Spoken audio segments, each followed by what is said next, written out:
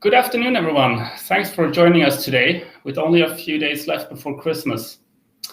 My name is Hampus Norén. I'm a product manager at Verama, and today we are very happy to have Laura Goodrich with us today to speak about leadership innovations and the challenge of remote work and how to address them.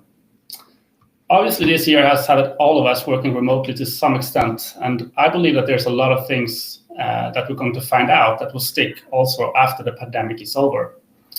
And before handing over to Laura, I would just like to say on behalf of the entire Verama team that a big thank you for everyone who signed up these past months. And I can assure you that we have a lot of interesting updates coming next year to continue to grow and to improve the platform. And with that said, a big welcome to you, Laura, and we're really looking forward to hear your session today.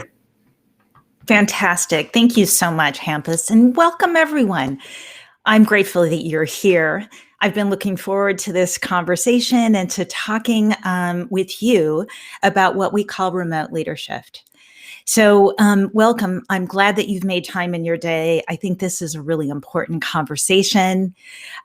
Be sure to write your questions that you have or comments in chat. I'm going to do my best to keep my eye on your chat as well as the slides, but history has proven that's a little challenging. So Hampus is at the ready to bring your questions to me as they come up. I found that it's really nice to address questions as they come. So let me give you a little bit of a sense of what brings us here at this time. I have focused on transformation in the future of work for over 2.5 decades. I have had the privilege and opportunity to work as a coach and advisor with leaders that are being charged with leading change. And in that space have been, more than anything, keen observers of human behavior in a change dynamic environment. And the question that and also researchers. So we research the 4 drivers of change. And those drivers of change are emerging technology, global connectedness, demographic shifts, and changing consumer and employee expectation and behavior. That's where we focus our research. And the question that we've long asked is, what would create the tipping point of transformation into a revolutionary type of change? And we wondered, would it be AI? Could it be 5G? Or the combination of IoT? Might it be robotics? Or could it be autonomous technology? Or maybe the convergence of all of those emerging technologies? What we didn't imagine is that a worldwide pandemic would truly serve as a tipping point, a moment of change that brings us into a time of innovation and creativity and very dynamic, transformative change. So in the last 9 months, we have been working night and day and developing a program called Remote Leadership. I'm here to share with you the impetus for that program, what we've learned along the way, and some ideas of how to really leverage this space and time to innovate, change, and transform. All right. Now, one of the things that we did, most all of us, when 9 months ago, when many were pushed to, in a very, very quick, brisk period of time to working remotely, is that we really focused on business continuity for good reason. And we knew that there would be economic effect of this change, and we put our heads down and we really, really worked hard at business continuity. And business continuity is critical, but I will share with you what it has led to. Like all things that can be positive, there can be ramifications of that focus on business continuity. And while good, there are some things we need to attend to. But let's take a look at the state of things as it relates to working remote. So what we've found is that somewhere in the area of 80% of knowledge workers are working from home or in a remote location on a regular basis. And 70% of leaders have come to recognize that business continuity is working. This is something that many would have denied prior to this time. In fact, I did a session in early March with some hundreds of leaders, and there was an exchange that you couldn't get the job done. It would be impossible to get the job done if people were working remote. And I remember I posed the question, what if we had no choice? And at that moment, we didn't know what was coming, but this has been a big surprise to many leaders. One of the things that's important for us to recognize is the vast majority of people that have been working remote wish to continue working remote at least part of the time for the rest of their careers. And this will be a powerful force that we are quite certain will continue. At the same time, one of the things that has been really apparent in our research and our work is that people need people. And I think most of us are missing our connections with our people, not only our families in many cases, but also our coworkers and our colleagues. And what we see emerging and a trend is that the most innovative organizations will leverage the best of the productivity gains and the lifestyle gains that come with working remote with the gains in collaboration, innovation, and culture building that take place in the office or in a shared space. Now, just the other week, I was having a conversation with the CEO of an organization, and he said, well, as soon as a vaccination is available and people are, I'm just wondering, microphone automatically muted. I'm hoping everybody can hear me. I want to take a look at these chats. Go ahead and type in if you are hearing me, just to make sure that we're on track here. Okay, good. Fantastic. Okay, so this CEO said, as soon as the vaccination is available and our employees feel safe, we will go back to business as usual and we'll bring everyone back into the office. Nothing will have changed. And I said, I said to him, do you hear this? Do you hear this? And he said, hear what? And I said, that is the sound of your competition doing cartwheels in their office. They are delighted to learn that you think that business as usual is what is going to emerge out of this. Because the reality is the most innovative, forward-leaning organizations do recognize this as a time of transformation, and it is everything but business as usual. Now, what is very interesting to us is that what we're hearing is that people are saying, well, we need to get back into the office because we're fearful that our culture is ailing in this environment. And I always say, take a look at these images and tell me, are you inspired by them? Is walking through a space with close little corrals of human beings, does that inspire you and does it foster your culture?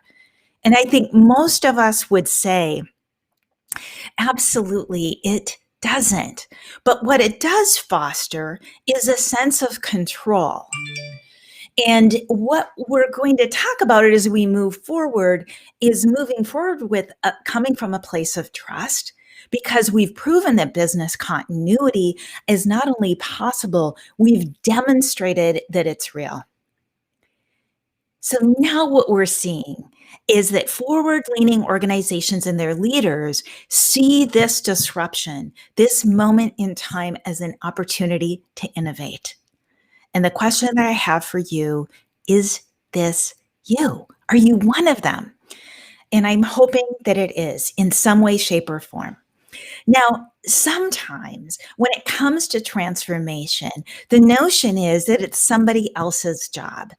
And I'm going to make a case that it's everyone's opportunity to contribute And yet there are some things that we need to contend with to ensure that it is a successful journey to a positive future. These innovative organizations are looking at this place and time as an opportunity to design a hybrid experience of remote work where there are improvements in productivity. It's easier to get the job done. It's easier to focus in many cases, and there's improved lifestyle. Many of the people that we are surveying are telling us stories of where they're having more quality time with their families, where they're exercising and living more healthfully, and it's very meaningful in terms of their quality of life, and they're also getting the job done. Still, as we've said, people need people. So we ultimately see that we're going to have a hybrid blend of remote work and office experience that fosters collaboration, innovation, and culture building. This crisis, though, if we sort of operate with the notion that it's going to move on as business as usual, I think there are a lot of things that we're going to miss. There is an opportunity to reconstruct the team. There is an opportunity to understand the unconscious obstacles to being effective, not only as a leader of a remote team, but also in the transformation process and developing the skills that lead to what we believe will be a renaissance of business opportunities.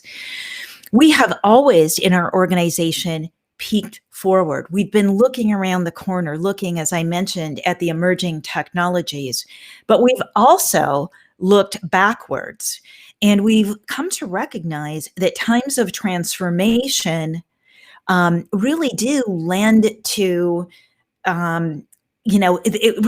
times of transformation lend to new opportunities. Okay. We agree with Deloitte in this regard, and we're not alone. We are in the midst of an explosively fast business transformation. Few industries will be exempt. And what we are very passionate about is helping organizations and leaders develop a mindset and a thinking process that truly enables us to steer toward opportunities and away from threats. All right. Now, I'm sure that you hear and you think about, despite everything that we've been through in the last 9 months, is you hear like, let's look at what we have to be grateful for. And I think many of us would conclude we have many things to be grateful for. But the question that we ask in our work is that where does motivation lie? And we agree with this is that contribution plays a huge role in motivation. And when I have conversations about remote leadership, it really is an invitation for contribution for people at all levels. Whether that contribution is in a big way or small ways, we'll talk more in a moment, but transformation really comes down to a series of small decisions and actions over the course of time that lend up to big change. But before we talk about really how to transform, let's face the reality of some of the unconscious barriers to our being as effective as we can be in a remote environment in the transformative time of change. The first obstacle that we face, and this is alive and present in many organizations, is slow digital adoption.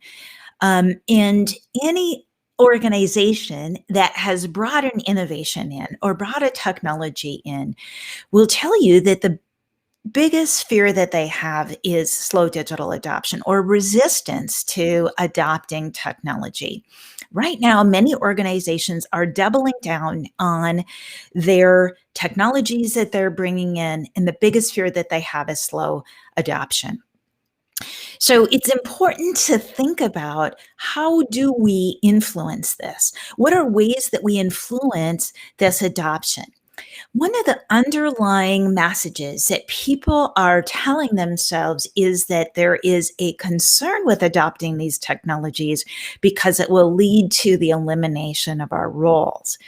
Now, many of these technologies will take those mundane tasks and automate them, and then create the opportunity for higher level critical thinking. So this may have you asking the question, what do we do about slow digital adoption? When we're working with leaders and organizations, one of the things that we tell them is that storytelling is a powerful way to influence behavior. And in the case of slow digital adoption, the most powerful stories that we can share are the stories of the early majority. Those are people that ultimately adopt the innovation, ultimately adopt the technology, but they didn't jump in so enthusiastically to begin with. Sometimes the level of competence and speed that those early adopters and innovators have is intimidating to others. And so the early majority, those individuals are less intimidating, and they also have a story to tell about how they had some misgivings or uncertainty about the technology. So slow digital adoption is an unconscious barrier to change and innovation.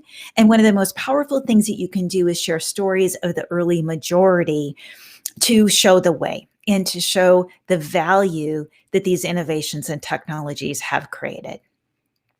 The next obstacle is one that we have focused on and that we have realized in all the years of our work.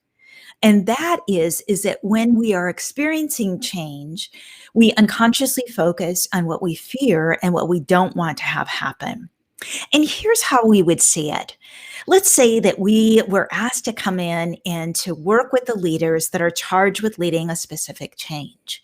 When we begin that work, we ask two questions always.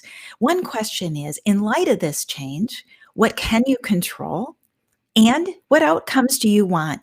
And without a moment's hesitation, people begin telling us everything that they want to avoid and everything that they don't want. In other words, those things that they fear. And in all of these projects that we've worked on over the years, we've come to recognize when there's a lot of uncertainty, this unconscious focus on fear and those things that we don't want to have happen literally paralyzes organizations from making the changes that they need to make. So what do we do in this situation? Well, first, it's important to acknowledge what people are fearful of and what they don't want, because it's dangerous to try to brush past that without acknowledging fear. But once we acknowledge that, then it is critical that we once again restate those important questions. What can you control in this situation, and what outcomes do you want?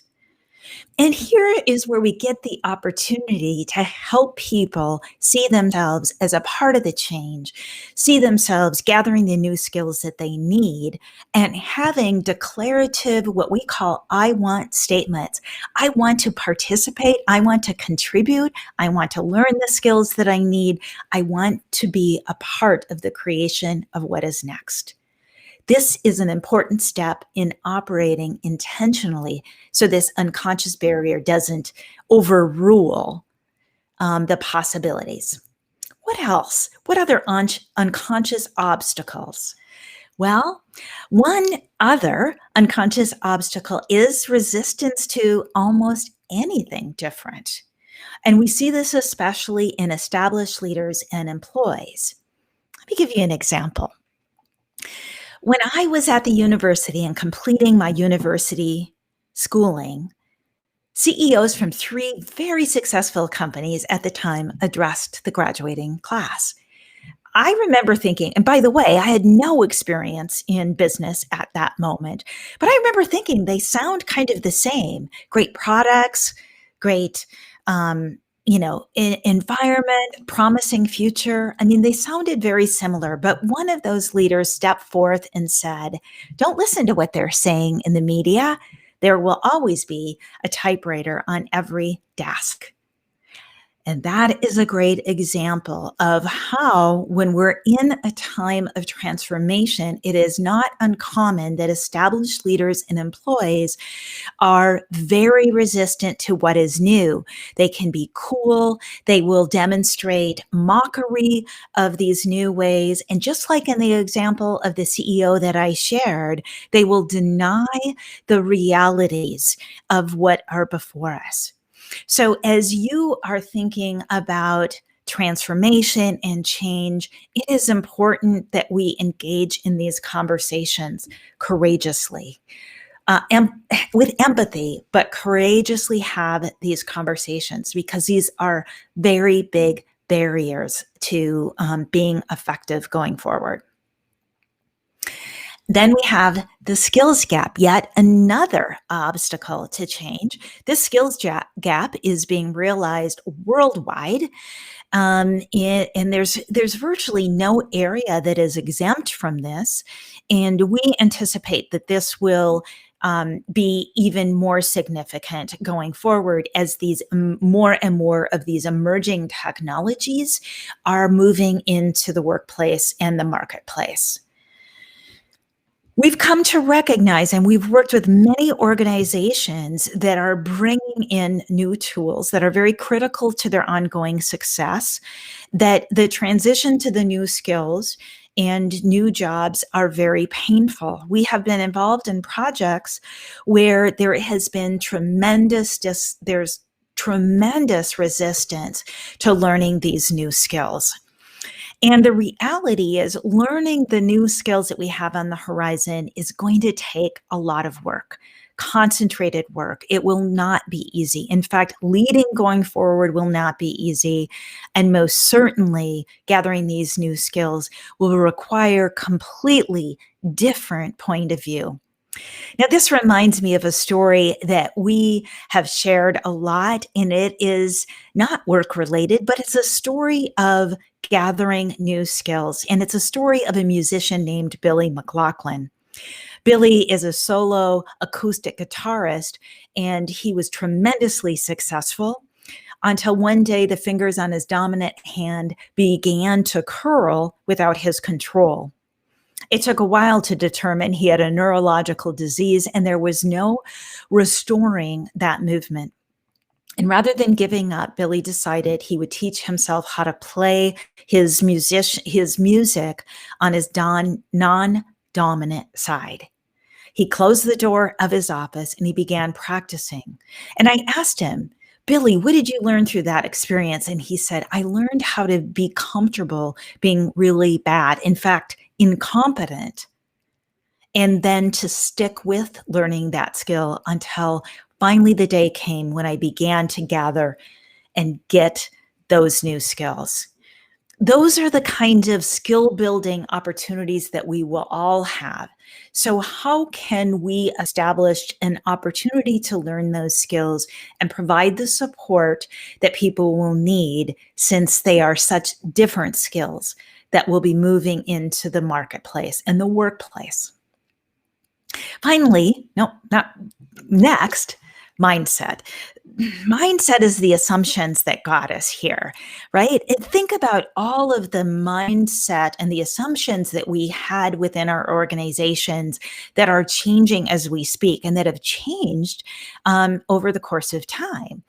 For instance, think about the assumptions that we had about working remotely and how those assumptions are changing. So the assumptions that got you here are very likely not the assumptions that will get you forward. So begin thinking about how to define those side by side and begin really highlighting the new assumptions that will move you forward.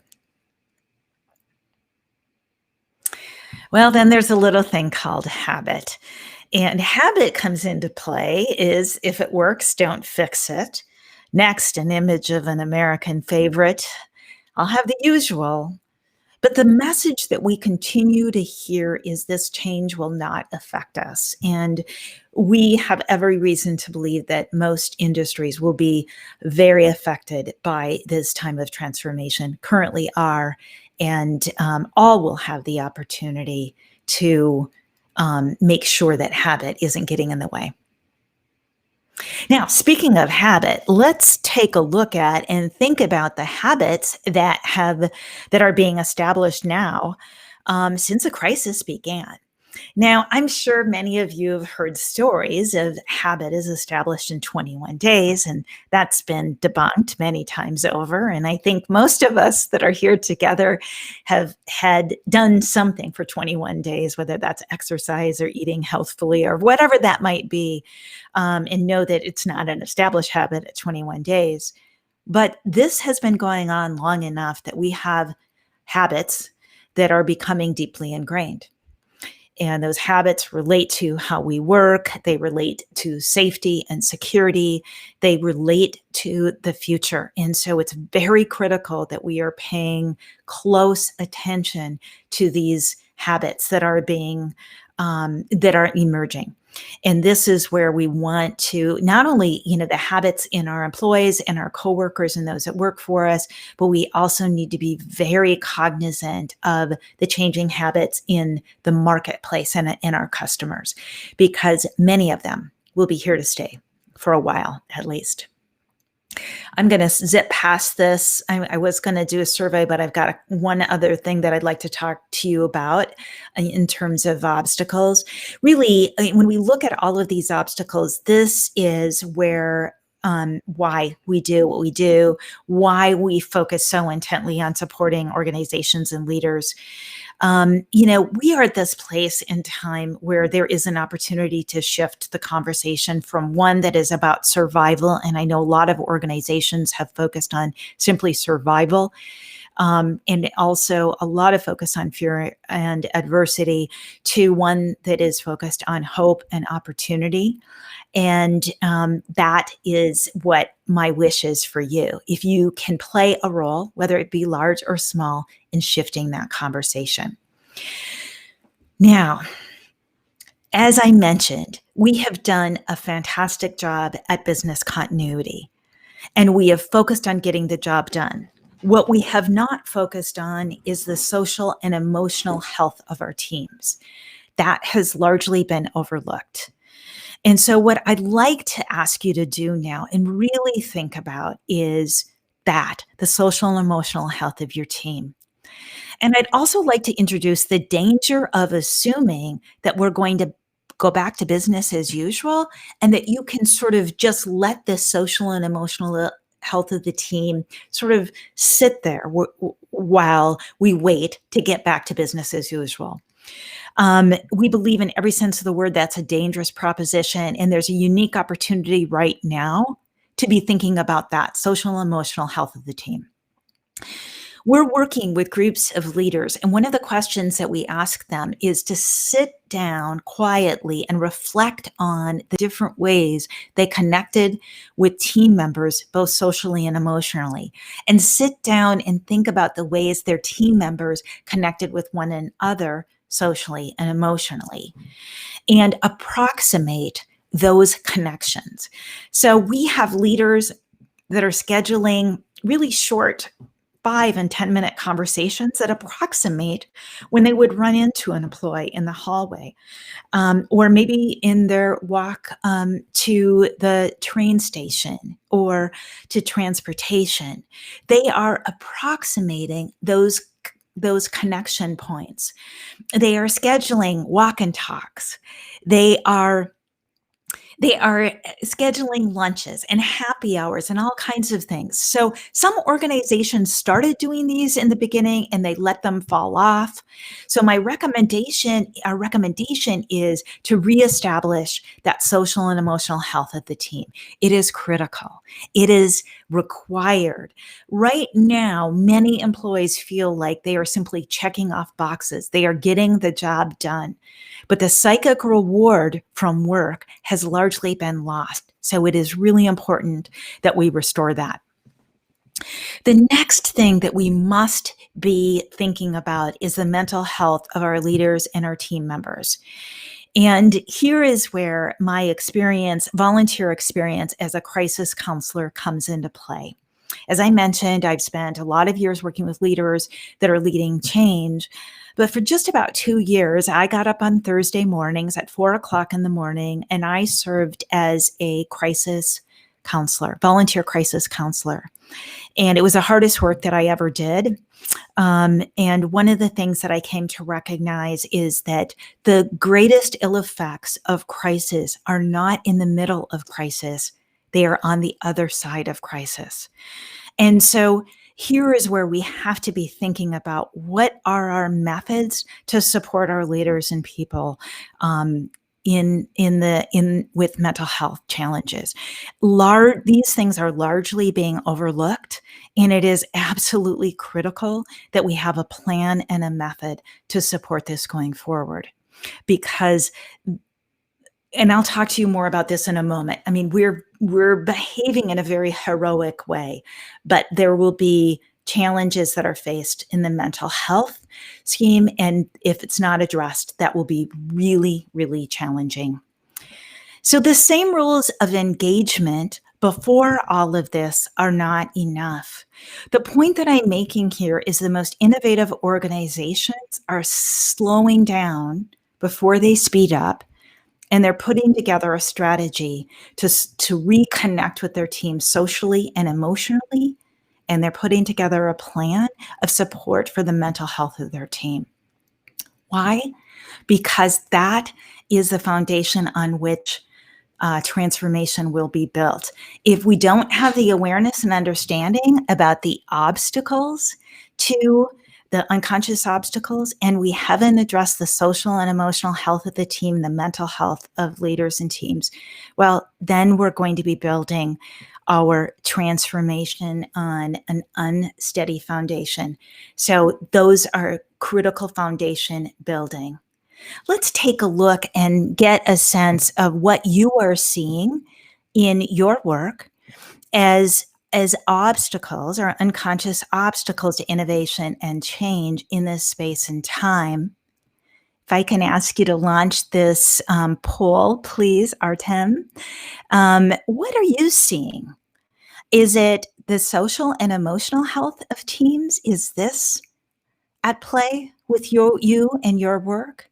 How about the mental health of leaders and team members? We'll talk more about that in a moment. What role is slow digital adoption playing for you? How about resistance to anything different? Is anxiety really at play? And that unconscious as well as conscious focus at fear paralyzing your organization? Or have you had a very, very well-established mindset?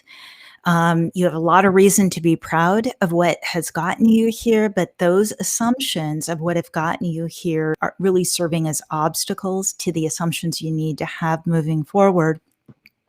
And then finally, is it habit? I mean, is habit at play?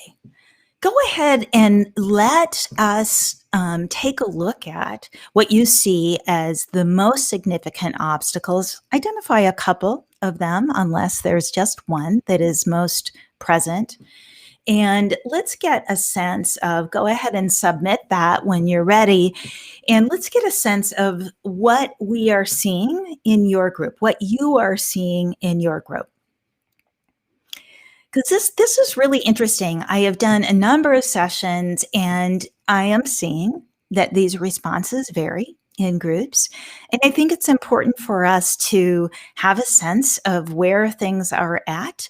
And rather than being unconscious or unattended or not addressed, that it gives us a chance to really address those things. So I'll give you just a couple seconds here to go ahead and weigh in on the obstacles that you were observing and you were seeing in your work, on your team, perhaps even individually, whatever may be at play. So when you are ready, Artem, if you can publish those responses, it'll be fun for us to see where this lies. Where are you at? All right, let's take a peek here. Social and emotional health of the team, really something to be, to address and to focus. Anxiety, lots of conscious and unconscious resistance. And then next is habit. So that's really important to note. Now I want you to begin thinking about really what are the ideas that you have for reconstructing the social and emotional health of the team. How do you make sure, we'll talk more about habit, this is really important. And then how do we make sure that we can help people refocus their focus on the outcomes that they do want as opposed to those things that they fear? Excellent. Thank you very much. Go ahead and, go type in any thoughts that you might have. I'll do everything that I can to respond to them, but we can go ahead and move out of that poll, if you will, and we'll move back onto the presentation. All right, I think I have to jump back in here. Here we go. Fantastic. All right. Any questions that you have? I'm watching chat. Go ahead, comments or questions. I'll do my best. Okay, old social plans need to be replaced with new plans and new activities. Absolutely. These are things where we need to stop and be more mindful of how we plan those things. Jeremy mentioned slow digital adoption. This is absolutely true. Slow digital adoption, we are seeing this as a very big concern to the changes. And this is where if we have some conversations and we are confident enough and empathetic enough to have conversations about what it means to adopt these technologies, the value of being at the front of the line to learn them, and really put it, whether we are leaders or we're an individual contributor role, is that we have a willingness to learn about them and a willingness to be early in our understanding of them. Absolutely. Okay. As you can see, what I have been alluding to in the early part of our conversation is to really empower leaders and employees to operate with intentions, to not let these unconscious barriers become barriers, but that we are operating intentionally, that we are intentionally driving innovation, and we are focused on transforming the underlying assumptions, because we are at a place where many of these assumptions are changing. Now, as I mentioned, I had worked as a volunteer crisis counselor, and there are very predictable phases of crisis. The hero phase is we don't have to be a frontline worker to be heroes. In fact, I think likely all of those on the call are heroes. We transitioned from an office setting to a remote work setting literally overnight. It's quite phenomenal, the heroism that was demonstrated in that shift and change. And many of our businesses have had to change dramatically in light of that. Once we got that shift under our belt and we were moving forward, there came this sense of, wow, look at us, aren't we great? We call that the honeymoon phase. It's a very confident phase. I had a conversation with a leader, and here's what she said. Well, this is fantastic. My adult children are home. We're all together. We like one another. This is great. This is very early on in the pandemic. In a later conversation and coaching session with this very leader, she said, my adult son walked through my office in his boxer shorts when I was doing a presentation. My internet went out. I had a call that got in the middle of my presentation. I had a neighbor that did construction and I couldn't hear anything. We moved from that honeymoon phase into the phase of dissension. This is where we were finding the faults and flaws. It wasn't so pretty anymore. And then we've got all of these pressures that are around us beyond our work, educating our children, supporting our elderly. All of these things began to come into play, and we started to wear thin. As I mentioned, here is where we have the opportunity to take action and to really think about the reconstruction phase, because it is critical in creating a foundation of moving forward. We need to reconstruct the social and emotional health of our teams. Why? So that we can transform in the most effective ways that we can, so we can be a part of what we believe will be a renaissance phase and a time of incredible innovation and opportunity and new businesses. So you'll note that I talk about transforming the underlying assumptions of the workforce one challenge at a time. And that really comes down to transformation, for the most part, is not a big felt swoop, happen in a moment. It is a one moment at a time. It is one decision at a time.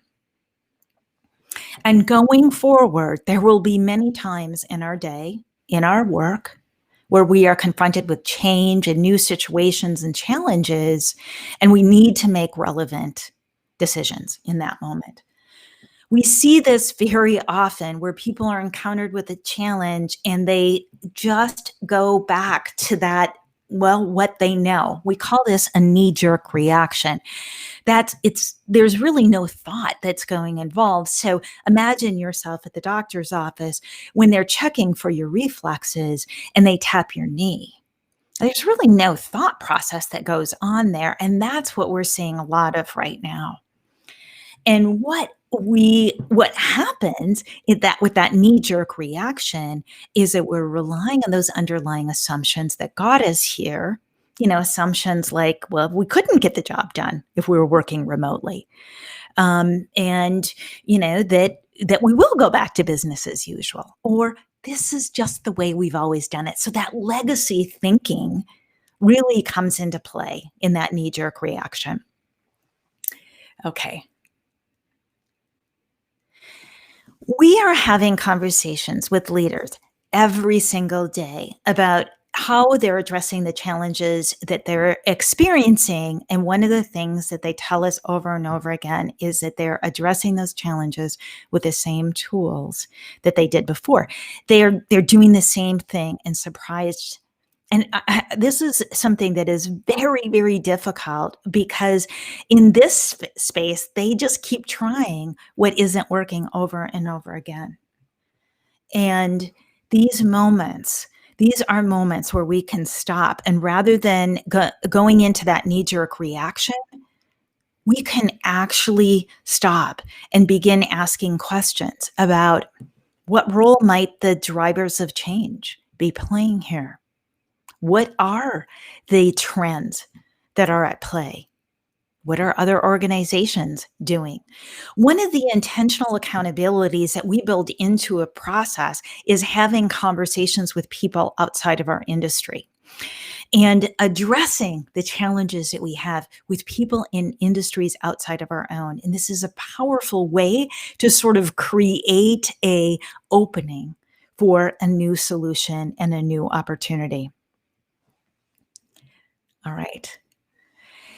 Creativity is the opportunity to make something new. And the truth is, we all have the ability to do this. Now, it's often that people say, no, I'm not creative. That's not how I work. I'm not that kind of person. But the truth is, if we slow down long enough and we begin asking questions, and as leaders, we're competent enough in asking these questions, and we can quiet ourselves enough to listen to the answers, and then we can set the stage on our teams that we really all can become artists and play a role in contributing to what is next. Now, when we're working with an organization, the question always comes to, well, where do we start, and who's going to help and who isn't?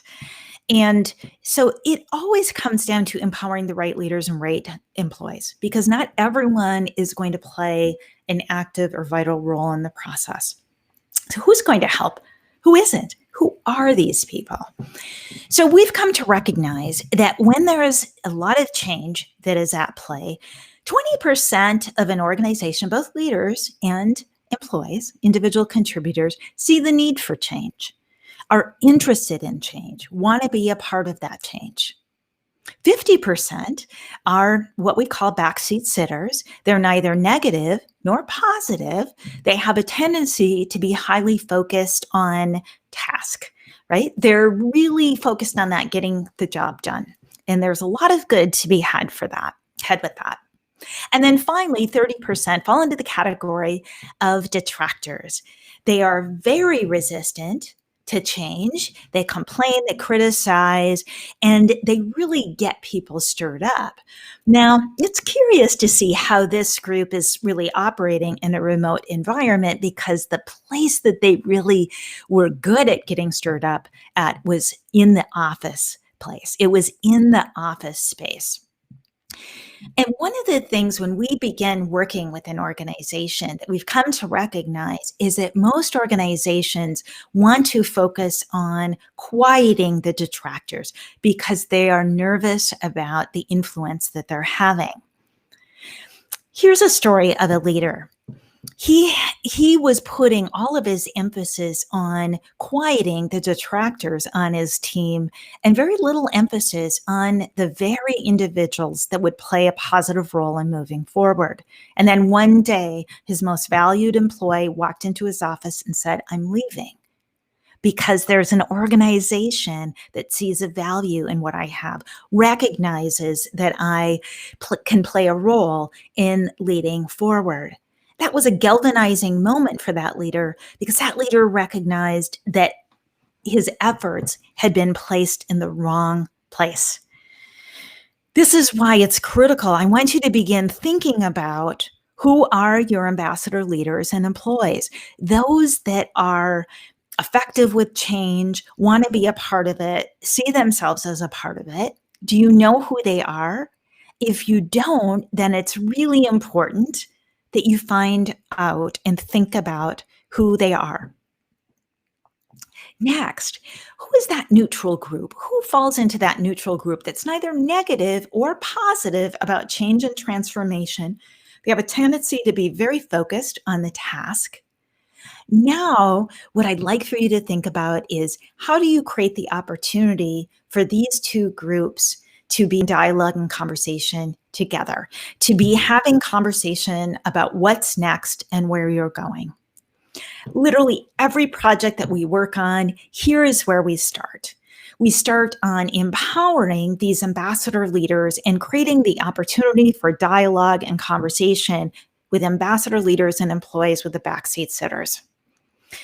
The question that always comes into play is, how are we going to create the forward momentum? And this has proven to do just that. Now, my conversation is coming very directly to you. And my question is, are you ready to be a champion of remote leadership? In this next generation of leaders and employees, among other things, need to be seen as influence makers, as leaders who can get other leaders and employees to buy in and shift their historical expectations for work and skill development to the new skills, the new behavior, the new innovation, the new way of working. That really comes down to an invitation. This is an invitation to you. But the truth is this: that doesn't mean that this invitation comes with the sense that it's going to be easy. Just yesterday, I worked with a leader that was exactly the example that I shared. The leader had been hired by a competitive organization because of her ability to change, to transform, and When she was interviewed, the leaders said, come in and run. We'll catch up. Do not be afraid. Come in and run. We'll catch up. The first task she was charged with was the redesign of the office space, making that office space a place of creativity, of innovation, not a place to house a bunch of human beings in cubicles, but a place that would foster innovation, creativity, and culture. And guess who had proven to be her biggest obstacles once she got there? The very people that brought her in to innovate. And we see this again and again and again. The very people that said, we want you for your innovative spirit, are the very people that made it difficult. And yesterday, I spent several hours with that leader putting together a communication process to influence, really truly be an influence maker. And it was successful. So this is something to consider. It's not going to be easy. In fact, the very people that tell you that they want innovative solutions may ultimately be your biggest obstacle. So to think back to our unconscious obstacles is, established leaders and employees, even if we say that we want innovation. See, the truth is that people want to say that they want innovation, but really what they're looking for is green rather than blue. They are not looking for true innovation that requires an incredibly new mindset. Okay. I think we have an interesting question. So this is, again, where I'm speaking very directly to you, is contribution is active. It is an opportunity to be a creator and to be a change maker. It may involve posing some questions that are hard and being a part of conversations that are difficult. And yet it is such a critically important time that we do that. Why? Because emerging on the winning side of this is going to depend on how effectively you do. It is going to depend on how much you recognize this time of transformation and you're ready to embrace it and to play a role in contributing to what is next. There is a lot of money that is looking for innovation and opportunity. Anybody who plays a role in contributing going forward and coming up with those ideas will be valued in the marketplace. We know that the future of work undeniably will require that we are creative, imaginative, and that we can operate in a dynamic and ever-evolving space. In the last 9 months, we've encountered more stress than many of us have experienced over an extended period of time. And it's time that we stop and reconstruct the social, emotional, and mental health of our teams before we try to build anything on top of that. And empowering the right leaders going forward. We're not alone in this belief of where we're at. Deloitte, Explosively Fast Business Transformation, HFS, the most seismic technological and business change in our lifetime, EY, remote working is here to stay. It will more than ever become an integral part of how we work. While some are just considering that we're going back to business as usual, the most forward-leaning are figuring out how to drive transformation. And the force that will ultimately be extremely powerful is the workforce. The fact that 98% of remote workers would like to continue working remote at least part of the time, leverage the best of productivity gains that can be found in a work environment. And I'm trying to see, sort of a comment that's here. That is very dependent upon whether that work environment can be quiet and dedicated. And so there are many factors here, but we know that when we're in an environment where we are not subject to a lot of disruption, that we are able to be very productive. And we also know that we're our best when it comes to innovation when we are together, and we absolutely see a hybrid of these two coming out of this. And we see the most innovative organizations empowering their leaders to design that hybrid experience based upon many factors that are present with those organizations. I hope that you consider yourself one of these forward-leaning organizations or leaders. The most common question I get is, what if we aren't? Or what if the organization isn't? And I always say, start small, identify a core group, do a pilot, and drive outcomes that can be measurable and observable and impossible to overlook, even if the organization is resistant to that. The crisis, the reconstruction, and the renaissance will require special skills, and we're going to be learning what those skills are along the way. All right. I've come to the end of my time together. I would love to field the questions that you have. I'm going to go to Alexander's question and see, what are reasonable expectations for employees to work from home? Most people have a home, but they have quiet surroundings, stable internet, safe working, enough space for them. How do you deal with employees that don't have that? That's where I think we're going to see an emergence of spaces that may be outside of the home if that's impossible to create that environment. We're seeing all kinds of innovations. This is where entrepreneurs really move into the marketplace and creating these kind of things. So I think that's an evolving answer that will come out.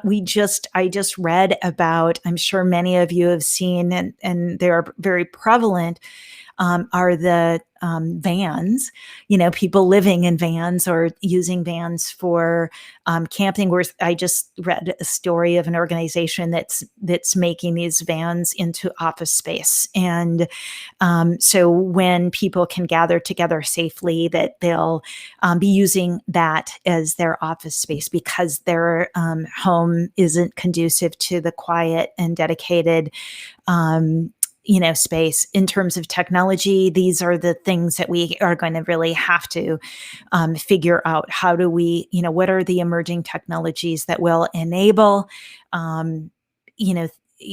enable us to do our work remotely very effectively and very well. And I think 5G and IoT, some of those advances will only help us in creating that opportunity. So those are things to really think about. All right. What other questions do you have? What other comments are coming up? I'm happy that you're here, and thank you for your comments, Katrin, Josephina, Alexander, Tarha, Mosen. I hope I'm pronouncing these somewhat correctly, but I'm grateful for your comments. I would love to be connected. Connect with me on LinkedIn, pose the questions that you have. Okay, a question more related to digital transformation. Exactly as you say, the people that bring someone into innovation end up being the most major obstacle. We see that a lot. One of the things that I neglected to mention, which is really important, I'm going to see if I can slide back here. One of the things that we are finding is that, in particular, the ambassador leaders, those that really are equipped to lead forward, they are tired right now. They are worn very thin. And I am working with multiple groups of these ambassador leaders, and they are sharing things with me that they may not otherwise share with their organization. And that is that they are tired, in fact, exhausted. They have been bearing the weight of a remote work environment. Their employees are experiencing their own stresses with educating their children and caring for their elderly family members, and every one of their team members are similarly experiencing these stressors. One of the things that I hear them saying all the time is, I feel like I need to be able to solve all these challenges. And what I will tell you is that as a leader, you are not in a position to solve all these challenges, but you are in a position, absolutely, to provide support, but not solve the challenges.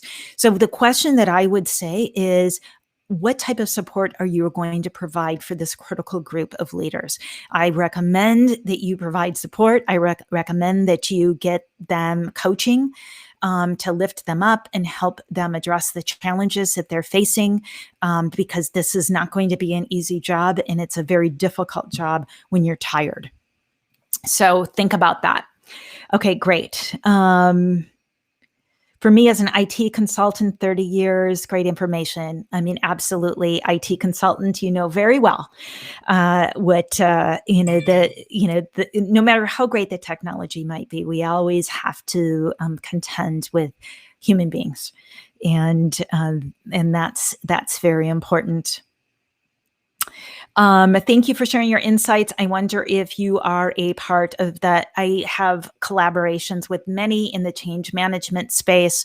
We have partners that we work with in that space that utilize both our content and our programs in supporting change management processes. So I'm grateful to be able to learn and collaborate and work with folks in that space. Absolutely. I'm just going to look back here and see if there's other questions. Office vans. Yeah. Isn't that interesting? In fact, one of the ads that they did for it is they said, we'll be meeting here. We'll be going in the office van to this very desirable location. Here's the agenda for our meeting. And afterwards, we're going to go on a 40-mile bike ride, or we're going to go surfing, or we're going to stand up paddle, or, whatever. And we'll have a meal delivered to us. So you can see how things are changing. Once we move out of and into this place and space of safety, then we're going to look at how we gather and where we gather very, very differently. And speaking personally, I mean, I would find a meeting in a van in a beautiful location with a view much more inspirational than a bank of cubicles. I don't know what your thoughts are on that, but such a delight to work with all of you. Here we are at the top of our time together. I would be happy to answer questions that come up as we close. Like I said, connect with me on LinkedIn. This is my life's work, and I believe that we're at a place of extraordinary opportunity. We have been talking about creating awareness and understanding, and giving an invitation. And like all invitations, it's now yours to take from here. So I wish you all the best with it, and I wish that you are successful at building a remote leadership culture, restoring the social and emotional health of the team, and innovating in the ways that the marketplace demands that we do. Have a wonderful holiday season. I will tell all of you, I have done zero in preparation for it because I've been working so much. So it's time for me to start putting some action so I can actually put gifts under the Christmas tree and enjoy it. But all the best to all of you. Thank you so much. But Laura, do you have time for a last question? Sure. I see there was a question. Do you have any methods on what a leader could do to work with team members' mental health and social health? Yes, I think that's going to be depending on many things, but resources is critical, having resources available, offering those resources, and that's going to be very dependent upon the region. But here's the reality is there are already a lot of stresses and strains on the mental health of team members. And because of the volatility and the economic volatility in the marketplace, people are hiding that reality. I would say that you really want to be working with the organization and determining what are the different methods that we can provide support from the standpoint of mental health. I do want to speak to my experience in working as a volunteer crisis counselor. In that work, we never come in to solve the challenges. In many cases, we simply are available to hear what they are experiencing. So remember, empathy is critical. Being available to listen and to allow people to communicate is very important. In many cases, it's opening the door for that conversation. So let others know that you are willing to have a conversation and you've got empathy so that you can hear what they have to say, and then resources to support them, because it will likely be something that you'll need additional resources for. I see the last question Heidi is asking, what if they don't accept the help? I'm sure you've heard the saying, you can lead a horse to water, but you cannot make them drink. That is a very challenging thing. So it is always about planting seeds. It is, I'm here to talk. I'm here to hear what your experiences are, and really making sure that you're going to your organizations and making sure that there's a mechanism for supporting the mental health. I will assure you this is being underestimated in a very profound way, and it does not happen to be just our frontline workers, although that is going to be something that is extremely important that we address. It does not have to just be frontline workers. Everyone has been enduring stress over a very long period of time. And I will tell you with every bit of certainty that we're going to need to provide support for that. Otherwise, we're going to have that crumbling foundation, and that will be problematic long term. Campus, any other questions that come forth? No, I think that was the last question. Maybe a question from me that Okay. I was thinking about during the presentation. What about the future workspace? I mean, today you have the traditional landscape with the open workspace. You have the different work seats where people work. Do you think there will be a shift in how office spaces will look in the future? Will you have, if you have this hybrid strategy, maybe there's more a bigger need for social space. We have meetings and collaborate, and then you have the traditional workspace outside the office. Do you have any insights? Yes. On that? Yes, absolutely, because we're working with a design firm that is not only redesigning their office space, but they're developing and focusing on how do they help other organizations redesign that space. And interestingly enough, I just went through through a presentation that organization is doing. They're redesigning what the space looks like and how it functions. And if you walk into a space and you say, this space is going to function for innovation, creativity, and fostering culture, then you're going to come up with something that's quite different than what most spaces are. Many of those spaces were houses, housing people. What would it look like? In this particular example that I'm sharing with you, they did a survey to determine what percentage of people will want to come back to work, how many days they want to go back, and they're really estimating how many people will be on premises at a time. Now, this organization is now then because of that feedback that they got from employees, of the vast majority again, that sweet spot that I talked about is 2 to 3 days in a remote office setting, and 1 or 2 days in the office. They have plans of expanding and growing their business without expanding their footprint, because they're only going to be having a certain percentage of employees on premises. They do have a combination of nomadic spaces, innovation spaces. There are some dedicated desks, but far less than what they had. And they're redesigning that space so that it is a place that is truly a breath of fresh air, where you walk in and you're like, I want to be there. This is a really beautiful environment. So that we'll see more and more of that, where we're going back and we're looking at it. We did some work with a bank that really redesigned how they operate, and the entire building is for nomadic office space. Nobody has a dedicated space. It's all hot seats. And here again, we see the entrepreneurial companies are moving in and providing the technology solutions for being able to look at these spaces transparently, to reserve them, to sort of see how we're using them, see how that's evolved, and to iterate along the way. Does that answer your question? Yes, thank you. I did a presentation that I did recently. I showed images of this new office space, and I said, "Welcome to your competition," because if people are forced to go back into the office, and the office space is completely not inspirational at all, it's everything but. That is going to be a point of vulnerability with those organizations. Great, Laura. I see we already run out of time a bit, and I see people are leaving. So I think we should wrap up. And I'm really big thank you for joining us today. Really appreciate it. And to everyone that attended and are still here, of course, a Merry Christmas to everyone and a Happy Holidays from me as well.